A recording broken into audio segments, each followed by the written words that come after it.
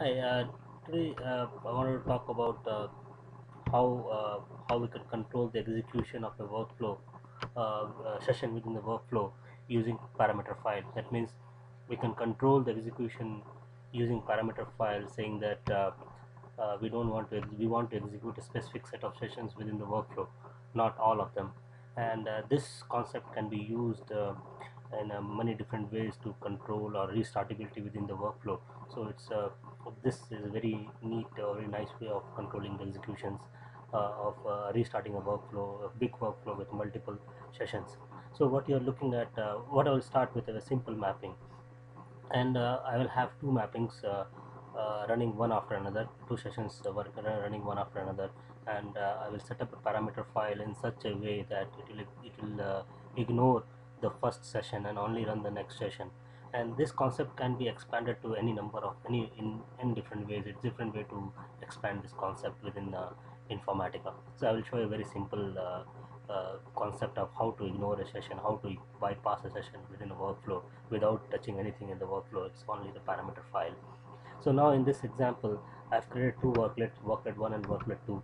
Worklet 1, if I open the worklet 1, it's uh, it's executing one session called f countries ff, and in worklet 2 it's executing a second workflow, a second session called lookup unconnected.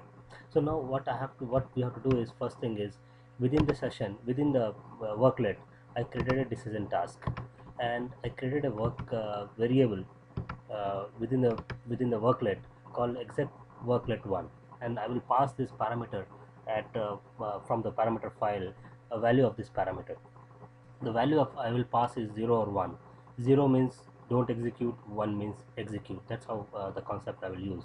So right now the default value is null, so there is no value. And I created a decision task, and I said in decision task property, saying that it's true when the exec value is equal to 1. And then in my decision condition to the task, to the session task, I said execute the session only when the condition is true. And and the similar in the similar fashion I did for second worklet. I created a worklet variable called exec worklet 2, and default is 0. And I created in decision task, I said it's true when the value is 1 for worklet 2, and the decision I said only execute the session when it's set to true. Now after I done this, I created my workflow, creating worklet 1 and worklet 2 one after another. Now what I will do in a parameter file is, I will also create a parameter file for that particular session, where I said I didn't create any other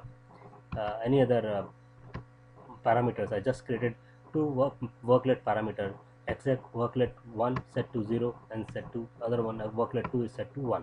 So what will happen when I execute the workflow, it will ignore the first session and run only the second session. So let's see what happens if I run it. And you have to make sure that you have that parameter file assigned to your workflow, which I have in my workflow parameter file name. Now if I run this workflow and go to my monitor, if you see here, it it ran the worklet 1 decision only and then ignored it and run the second session. So now this is how I control the not to execute the first one. Now in this example, this parameter file is manually created. You can create an application which can create a parameter file at the runtime, looking at the workflow Informatica repository, what executed, what not executed. There are a lot of things can be done. Similar way, if I want to execute only session 1, not the session 2, I can change the value and save it. If I run it now, it will run only the worklet 1, but it will ignore the worklet 2 session. So it's running the workflow 1, worklet 1. It after this complete 2, it's not running anything. It just came to decision and stop it.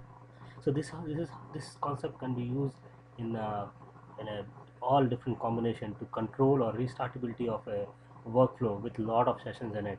And you can control through parameter file which session you want to execute, which session you want to ignore. Now as I said, this whole generation of a parameter file can be automated using repositories values of Informatica. What at the runtime you can regenerate the workflow parameter file and then determine what if something has failed and restarting, you can get the value of 0 or 1 for each. But this concept is very useful in some fashion for restartability. I hope this will help. Thanks. Have a nice day.